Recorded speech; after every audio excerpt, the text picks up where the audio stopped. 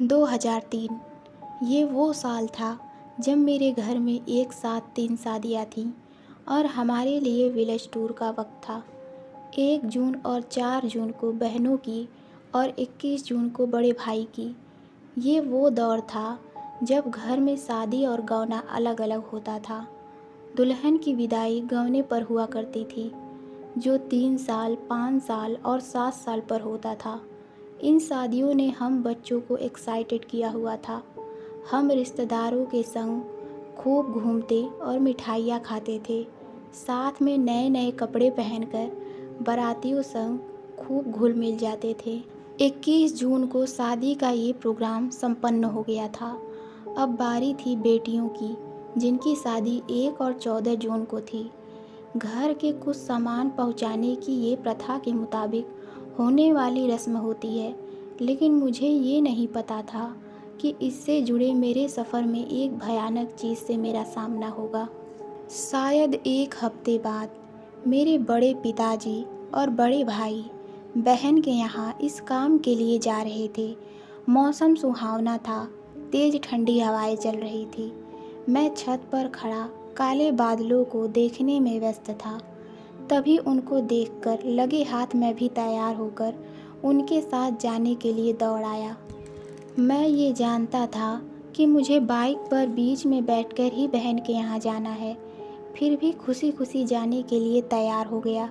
Bike चलाने का जिम्मा भैया का था और पीछे ताऊ जी बैठे। मैं बीच में बैठ लिया। हमारा ये यात्रा जौनपुर में हमारे गांव छंगापुर से शुरू हुई। बहन की ससुराल मेरे घर से तकरीबन 40 किलोमीटर दूर सुल्तानपुर ज़िले में थी। अहम बात तो ये थी कि मेरी चारों बहनों का ससुराल एक ही रास्ते में पड़ता है।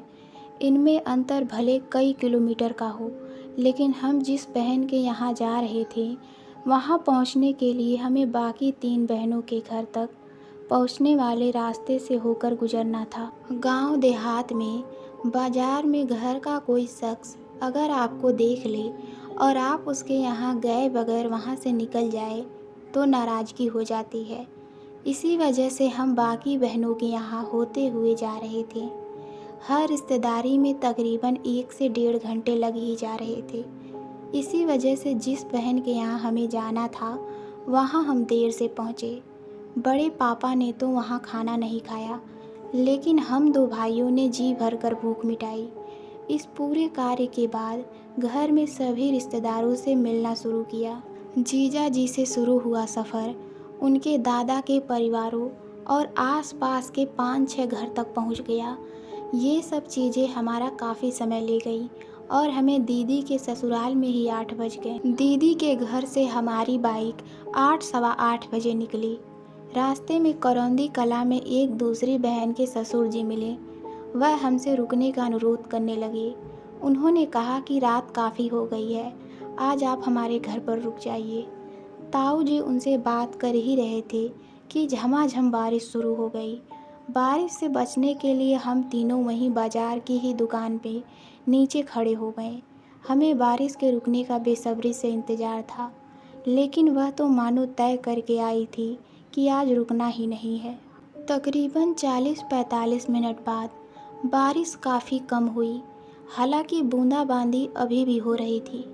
हमने तय किया कि अब हमें यहाँ से निकलना चाहिए। गांव में 7 बजे ही सुनसान जैसा माहौल हो जाता है और यहाँ तो 9 बजे से भी ज़्यादा का समय हो रहा था, लेकिन हमें तो घर के लिए निकलना ही था। इसलिए भैया ने बाइक पर मोर्चा संभाला और बाकी हम 2 उस पर बैठ गए। गांव के रास्ते में एक जगह खास चर्चित है। इस जगह किसी ज़माने में लुटेरों का आतंक रहा करता था। मैंने यहाँ के किस्से घर में बहुत सुने थे। उस दिन पहली बार इतनी रात को हमें वहाँ से निकलना था, इसलिए मेरा डर से बुरा हाल था। मैं बाइक के बीच में था और ख़ुद को सेफ जोन में समझ रहा था, लेकिन भैया के कंधे से ऊपर नज़रें करके देखने की मेरी हिम्मत नहीं हो रही थी। पूरा रास्ता कीचड़ से सना हुआ था। जरा सी चूक से बाइक स्लिप हो सकती थी। सड़क तो गाँवों में आज भी बुरे हाल में है। 16 साल पहले उसका क्या हाल होगा, आप समझ ही सकते हैं। रास्ते में सरपत के बड़े बड़े पेड़ हमें घेरे हुए थे और बाइक दौड़े चली जा रही थी।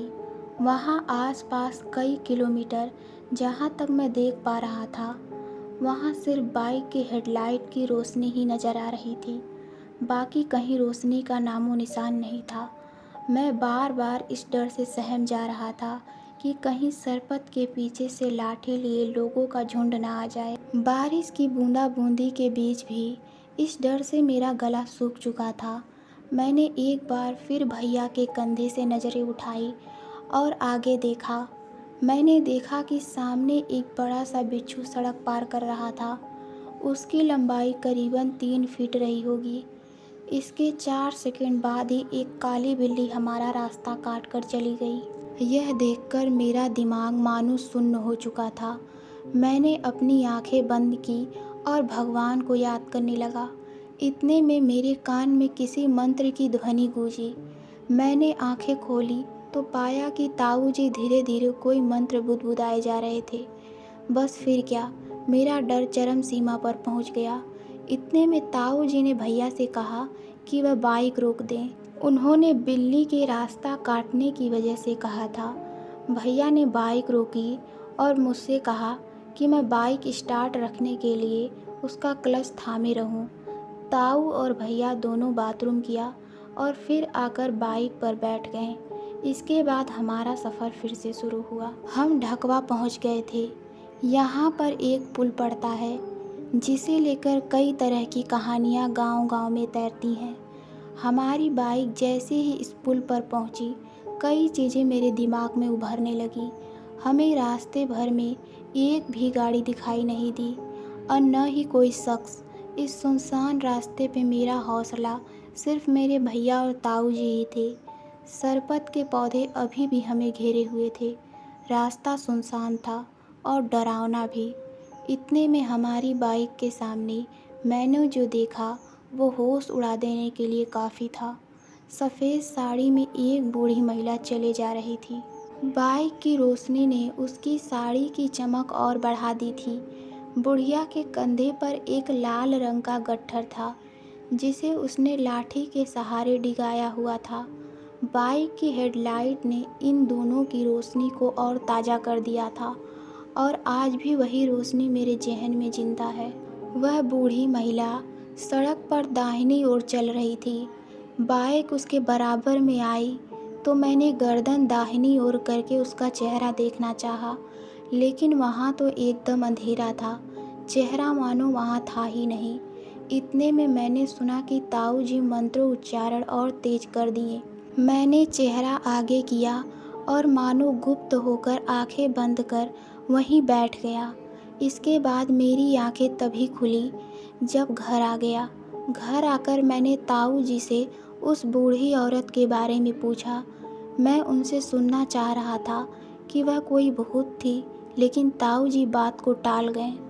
आज भी वो किस्सा याद करता हूँ तो स्मृतियाँ ताज़ा हो जाती हैं।